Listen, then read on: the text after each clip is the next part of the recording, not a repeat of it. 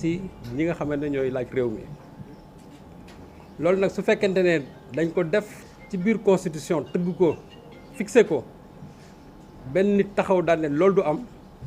je crois que en ce moment là kooku dafa bëgg a jàkkaarloo ak peuple bi nga xam ne ñoom ñoo ko joxoon ay pouvoir ba mu mën fi toog 12 ans lu mel noonu nag combat la boo xam ne ça concerne tout le monde. Ce n'est pas un problème de chroniqueur, ce n'est pas un problème de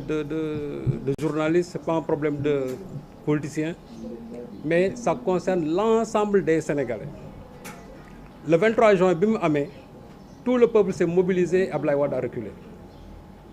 Et aussi, je crois que le peuple se mobilise,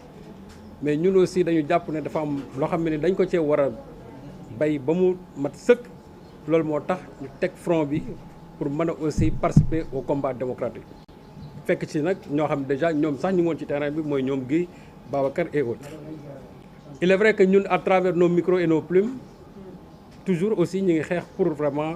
la promotion de la démocratie. Mais tay dafa toll fo xamanteni il faut que ñu dem ci benen seuil, ci benen étape. Étape bobu moy lan? Maintenant fësal nak suñu bop réellement pour wax né on est contre le projet même du président Macky Sall. Parce que aussi Macky Sall lam doon bañ démb mënu ko nangu tey c'est pas possible. Cheikh Bara l'a évoqué tout à l'heure en 2012 bi ñu waxee ay waxu report il s'est farouchement opposé à cette idée-là. Donc du moom lam doon bañ démb bëgg ko nangu tey kooku le peuple farouchement dinañ taxaw aussi combattre ko.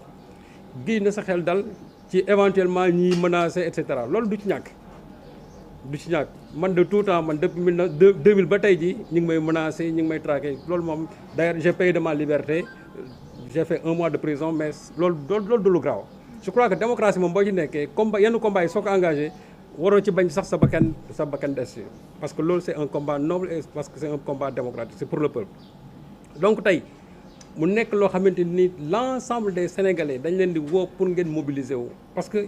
il s'agit du destin du Sénégal. Du destin du Sénégal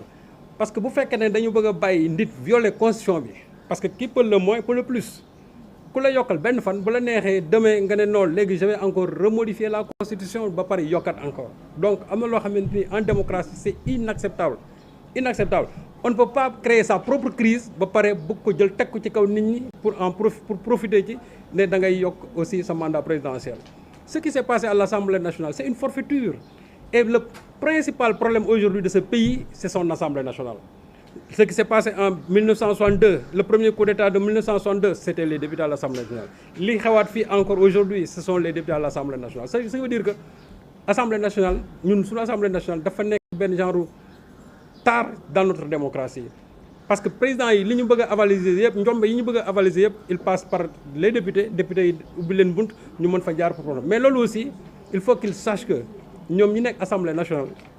que peuple bi ñoo leen fa teg président bi aussi il faut qu'il sache que peuple bi moo ko fa teg donc dafa am loo xamante ni tey su fekkente ne moom daf ko bëgg a def parce que simplement am na lu muy craindre ou bien ci bakkan ci en tout cas ci bëgg-bëggam la ko bëgg a defee loolu duñ ko nangu tey duñ ko nangu ëllëg et c'est ça qui explique pourquoi aujourd'hui nous sommes mobilisés pour nous mettre en face de toute personne qui veut violer aujourd'hui la démocratie.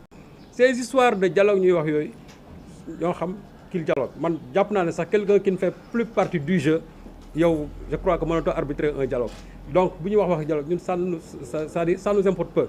Suñu combat aujourd'hui notre combat c'est faire de sorte que l'élection se passe à date due et aussi que à partir du 2 que le président puisse faire sa passation de service ñu ñaanal ko mu dem ki ko war a remplacer ko c'est-à-dire passer ce délai il met maintenant le Sénégal dans une véritable crise. Et c'est ça qu'il faudra éviter. Parce que crise, ken du ci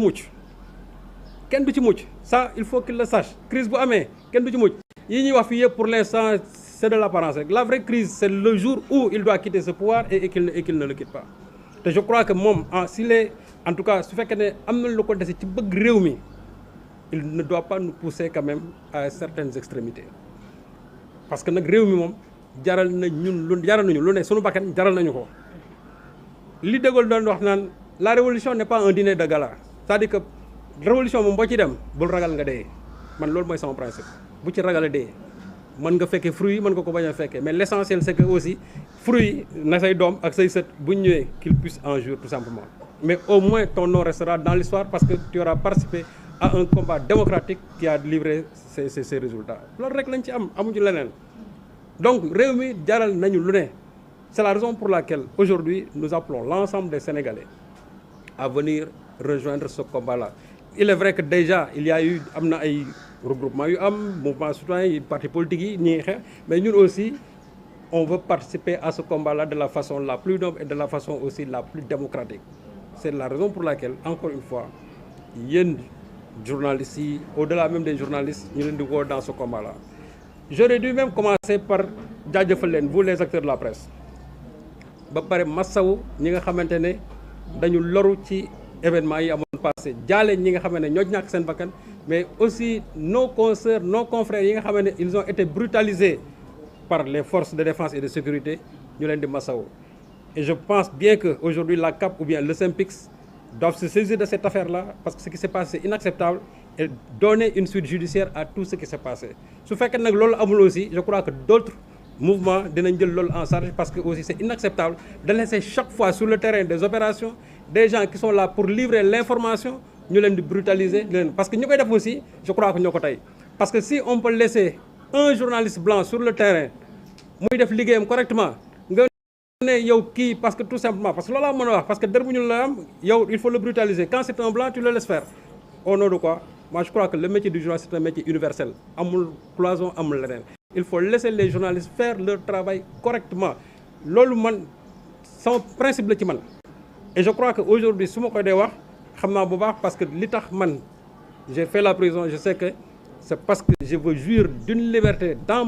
ma profession c'est la raison pour laquelle je me suis retrouvé à Rebeuss pendant une trentaine de jours et ça je ne le regrette pas et je dis que si c'était à refaire je le referai parce que ba ma jógee prison ba léegi ci la ma nekkoon ci laa nekk je suis dans un combat tooñu ma Samba tooñu ma dem yéen aussi jàpp leen ne ci li ngeen nekk lu ne mën na leen ci fekk lu ne mën nañ fekk vous avez opté de faire ce métier-là c'est un métier à risque amul xaalis amul leneen mais c'est un métier à risque c'est un métier noble donc ma jaajëfal leen ci loolu di dellusiwaat un peu sur l'objectif vraiment de ce front-là il y a eu plusieurs mouvements yoo xam ne chaque fois dañuy constater sur le terrain que à un certain moment le combat fléchit et je crois que loolu dafay yàq li nga ardeur bi nga xam ne moom la nit ñi am ñun nag on ne vient pas en deus ex machina comme on dit ou bien en sauveur de quoi que ce soit mais tout simplement pour essayer de mobiliser les énergies ba pare faire face à cette forfaiture bi nga xamante ne déjà am na et qu'on veut perpétuer au-delà même du 2 avril loolu moom je crois que c'est un combat boo xamante ni c'est un combat citoyen c'est un combat démocratique qui requiert l'ensemble des énergies et l'ensemble aussi des forces vives de la nation donc loolu il faut que nit ñi xamee ko noonu xam ne li ñuy def nii on ne le fait pas pour un parti politique parce que ce que l'on fait là ça transcende même les partis politiques et je dis que même des gens yi nga xam ne ils sont du pouvoir ils doivent rejoindre ce combat là parce que la constitution c'est la constitution des Sénégalais c'est pas la constitution d'un parti politique c'est pas la constitution d'un mouvement citoyen c'est la constitution de l'ensemble des Sénégalais c'est-à-dire boo ko laalee rek am na loo ca surtout que nag li ñu wax ne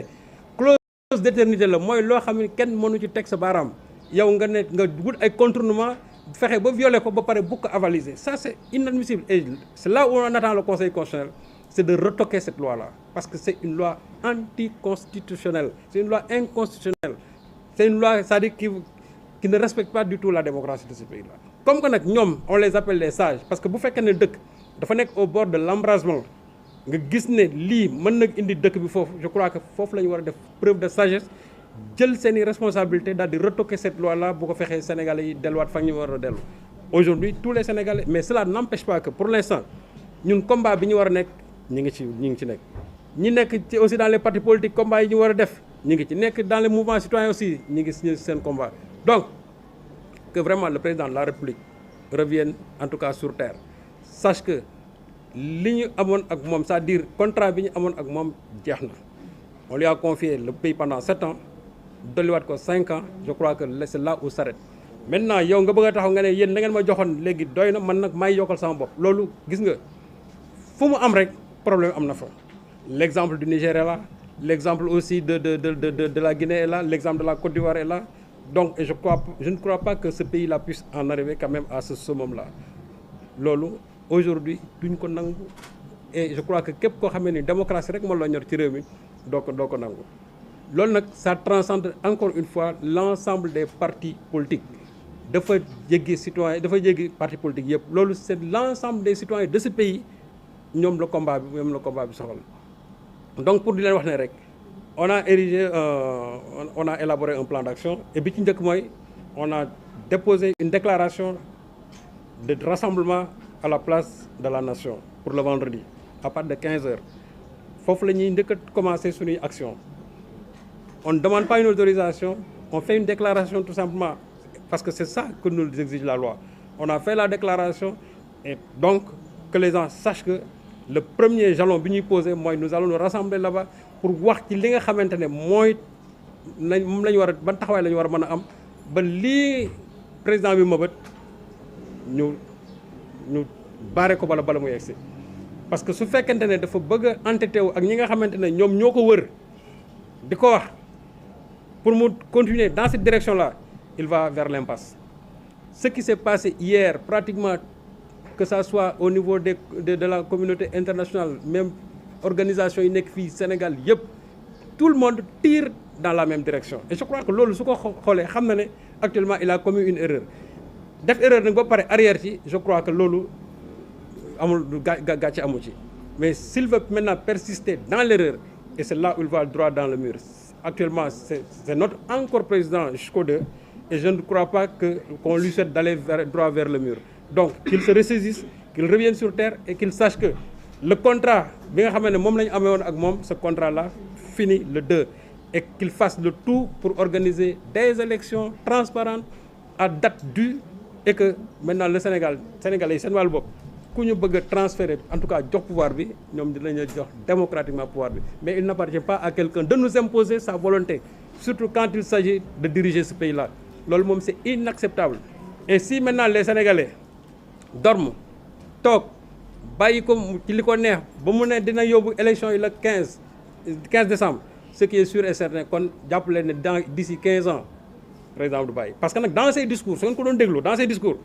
une fois taxaw na fi naan ne bon cette histoire de limitation des mandats sax léegi pratiquement amatul fenn et cetera et chaque fois il donne le cas de l'Allemagne alors que ce qu'ils ne savent pas c'est que l'Allemagne c'est une démocratie parlementaire c'est pas une démocratie présidentielle voilà donc c'est une démocratie parlementaire en plus il avait fait une interview à Jeune Afrique je crois c'était en mai 2022 en disant que bi ñu koy laaj ci troisième mandat bi nawru waxu ci mais nee na daal moom son histoire avec la présidence de ce pays-là c'est loin d'être terminé et je crois que c'est ce qu'il est en train d'appliquer loolu mu waxoon noonu génn ci ba tey jii mais je crois que la seule réponse aujourd'hui valable c'est l'opposition que les citoyens vont lui faire face parce que aussi les citoyens sénégalais en tout cas n'accepteront jamais qu'un président quel que soit ce président-là se donne la liberté la latitude de prolonger son séjour présidentiel on lui avait donné 12 ans doy na falayam il n'a qu'à arbitrer ces élections de la façon la plus démocratique bu su boobaa kii gagné mu jox ko leng yi moom mu dem toog fu ko soob mais maintenant vouloir nous plonger dans cette crise parce que cette crise il l'a toujours souhaité chaque fois dans ses discours da ngeen doon dégg le chaos et les Sénégalais ont toujours compris qu'ils voulaient ce chaos là et Sénégalais ñoom toog jël seen carte toog di xaar le jour J maintenant le chaos ne venant pas il crée sa propre crise et il veut nous mener vers ce chaos là loolu nag Sénégal duñ ko nangu parce que dëkk bi ñun ñoo ko moom ça n'appartient pas à un président ça n'appartient à personne ça appartient à l'ensemble des Sénégalais kenn du nangu dëkk bi ñu koy mettre dans une situation de crise ba yenn secousses yi di fi am duñ ko nangu li wata woon daal mooy de la façon la plus démocratique nous lui ferons face pour dire que ce projet-là c'est un projet antidémocratique inconstitutionnel donc nous ferons face avec les moyens yi nga xamante ne ñun moom la ñu loi réew mi may en tout cas sur loolu daal laa bëggoon daaneele di santaat encore vous les journalistes di leen sant di leen gërëm di sant aussi vraiment l'ensemble des Sénégalais parce que y a beaucoup de Sénégalais yoo xam ne nii situation bi ñu nekkee nii naqare na leen te peut-être xamuñu fu ñu koy jooyee